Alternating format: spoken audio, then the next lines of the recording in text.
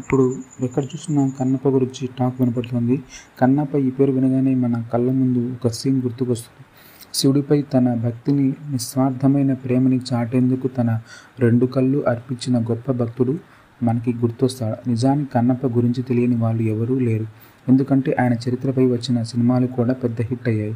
అయితే కన్నప్పలో అందరూ భక్తి రస కోణాన్ని మాత్రమే ఆవిష్కరించారు. మేము ఆయనలోని యాక్షన్ యాంగిల్ని కూడా చూపించబోతున్నామంటూ మంచు విష్ణు కన్నప్ప సినిమా చేశారు. దాదాపు 200 కోట్ల బడ్జెట్తో తెరకెక్కించిన ఈ సినిమాలో మంచు విష్ణు ప్రధాన పాత్రలో నటించారు. మోహన్ లాల్, ప్రభాస్, అక్షయ్ కుమార్, మోహన్ బాబు, బ్రహ్మానందం, శరత్ కుమార్, కాజల్ అగర్వాల్, ప్రీతి ముకుందన్ వంటి స్టార్ క్యాస్టింగ్ ఈ చిత్రంలో ఉంది. నిజానికి ఈ సినిమా మొదలైనప్పుడు ఎన్నో ట్రోల్స్ వచ్చాయి. సోషల్ మీడియాలో చాలామంది ఈ చిత్రంపై నెగిటివిటీ క్రియేట్ చేశారు. కానీ ఈ సినిమా నుంచి వచ్చిన శివ శివ శంకర పాట చూడగానే ఆ ట్రోల్స్ అన్నీ పటాపంచలు అయిపోయాయి. ఎందుకంటే ఈ పాట అంతలా ఆడియన్స్లో హృదయాలను తాకింది. ఆ తర్వాత వచ్చిన టీజర్ ట్రైలర్కి కూడా సూపర్ రెస్పాన్స్ వచ్చింది. ముఖ్యంగా సినిమాలో ప్రభాస్ రుద్ర పాత్రలో కేమియో చేయడం అంచనాలను భారీగా పెంచేసింది. మరి నేడు ఆడియన్స్ ముందుకు వచ్చిన ఈ చిత్రం ఎలా ఉంది, నాస్తికుడైన తిన్నడు తర్వాత మహా శివభక్తుల్లో ఎలా మారాడు అనేది ఎలా చూపించారు, మంచు ఫ్యామిలీకి భారీ హిట్ ఇచ్చినట్లేనా అనే విషయాలు ఇప్పుడు చూద్దాం. వేటగాడు 2 మహాభక్తుడు ఎలాగా మారాడనేది ఈ కథ యొక్క సారాంశం. గూడెంలో జనాలంతా ఎలాంటి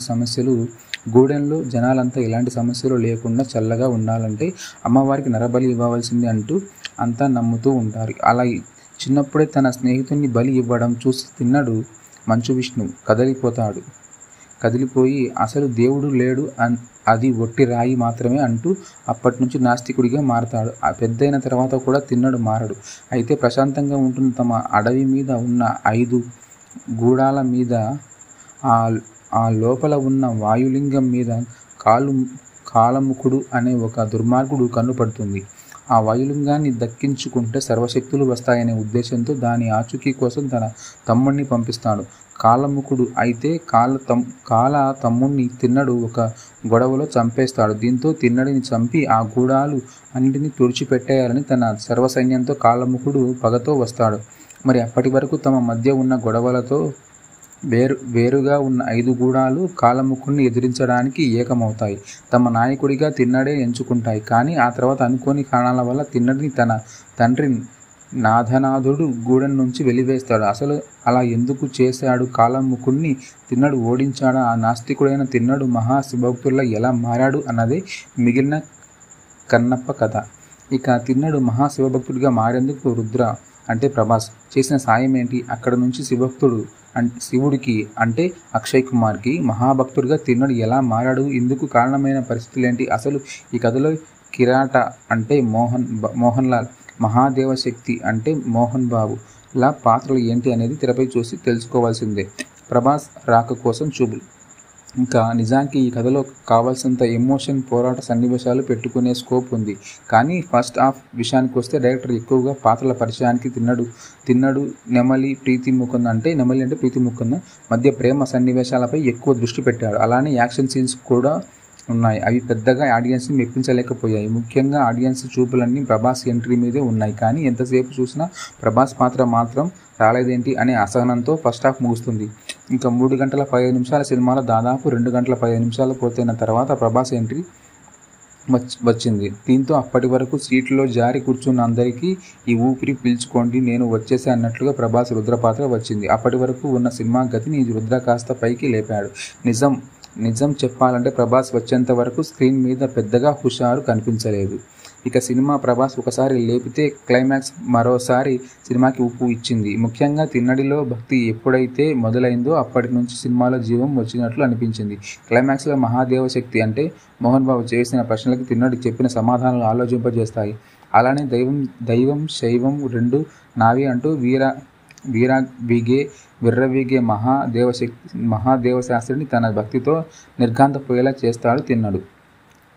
ఇక విష్ణు నటన. నిజానికి కన్నప్పపై ఎక్కువ ఇంట్రెస్ట్ క్రియేట్ అవ్వడానికి ప్రధాన కారణం ప్రభాస్. కానీ థియేటర్కి వచ్చిన జనాల్ని తన నటనతో సర్ప్రైజ్ చేశాడు విష్ణు. ఫస్ట్ హాఫ్ అంతా కథని బిల్డ్ చేయడానికి సమయం తీసుకున్న డైరెక్టర్ ముఖేష్ ఇంటర్వెల్లో బ్యాంగ్లో మోహన్ లాల్ ఎంట్రీతో సినిమాని పైకి లేపారు.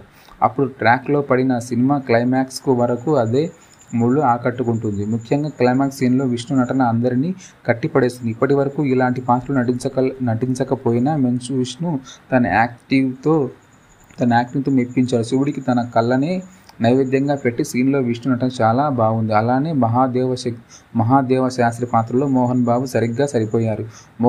మోహన్ బాబుకి సరైన పాత్ర పడితే స్క్రీన్ మీద ఆయన చేసే మ్యాజిక్ ఏంటో మరోసారి కనిపించింది. చాలా రోజుల తర్వాత మోహన్ బాబు ఒక పవర్ఫుల్ రోల్గా కనిపించారు. క్లైమాక్స్లో కన్నప్పని ఎలివేట్ చేసే సీన్లో తన నటనతో మెప్పించారు. ఇక మోహన్ లాల్ చేసిన కిరాటా పాత్ర ఇలా వచ్చి అలా వెళ్ళిపోయినా కూడా ఆడియన్స్ని మెప్పిస్తుంది. నెమలి పాత్రలో తన అందాలతో ప్రీతి కన్నుల విందు చేసింది. శరత్ కుమార్ తిన్నడి తండ్రి పాత్రలో సరిగ్గా సరిపోయారు. ఇక శివుడిగా అక్షయ్ కుమార్, పార్వతీదేవిగా కాజల్ ఉన్నంతలో న్యాయం చేశారు. సినిమాలో రుద్ర పాత్రకి పెద్దగా పెర్ఫార్మెన్స్ ఇచ్చే స్కోప్ లేదు, కానీ ఆ క్యారెక్టర్లో ప్రభాస్ కనిపించిన తీరు ఫ్యాన్స్ని కిక్కిస్తుంది. అలానే మీకు పెళ్ళయిందా అంటూ ప్రభాస్ని విష్ణు అడిగే సీన్ థియేటర్లో విజిల్స్ వేయించింది. ఇక బ్రహ్మానందం, శివబాలాజీ, సప్తగిరి సహా కొన్ని పాత్రలు ఉన్నాయంటే ఉన్నాయి అన్నట్టుగానే పరిమితమయ్యాయి. స్టీఫెన్ దేవాస్ ఇచ్చిన సాంగ్స్లో శివ శంకర సాంగ్ మెప్పించింది. మిగిలిన పాటలు పర్వాలేదు. బ్యాక్గ్రౌండ్ స్కోర్ సినిమాకి ప్లస్ అయింది. సినిమాకి బాగా ప్లస్ అయిన విషయం లొకేషన్స్. దీని గురించి మంచు విష్ణు పదే చెబుతూనే ఉన్నారు. న్యూజిలాండ్లోనే ఈ సినిమా తీయడానికి గల కారణం చూసిన తర్వాత ఆడియన్స్కి అర్థమవుతుంది అన్నారు. నిజంగానే లొకేషన్స్ అందాలను చాలా బాగున్నాయి. అయితే ఫస్ట్ హాఫ్లో అక్కర్లేని కొన్ని లవ్ సీన్లు కట్ చేసి ఉంటే సినిమా నిడివి కూడా బాగా తగ్గి ఉండేది. ఒక్క మాటలో చెప్పాలంటే కన్నప్ప విష్ణు సర్ప్రైజ్ కాపాడిన క్లైమాక్స్. ఇక తెర ముందు విశేషాలు. కన్నప్ప జీవితంలో మీద ఇప్పటి వరకు పలు చిత్రాలు, నాటకాలు తెరకెక్కాయి. 1954లో బేదవ కన్నప్ప పేరుతో కన్నడలో ఓ సినిమా వచ్చింది. కన్నప్పని బిగ్ స్క్రీన్ మీద చూపించిన తొలి చిత్రం ఇదే. కన్నడ కంఠీరవ రాజ్ కుమార్ ఇందులో టైటిల్ రోల్ పోషించారు. ఈ వీడియో నచ్చితే లైక్ చేయండి, మా ఛానల్ సబ్స్క్రైబ్ చేసుకోండి. Thank you.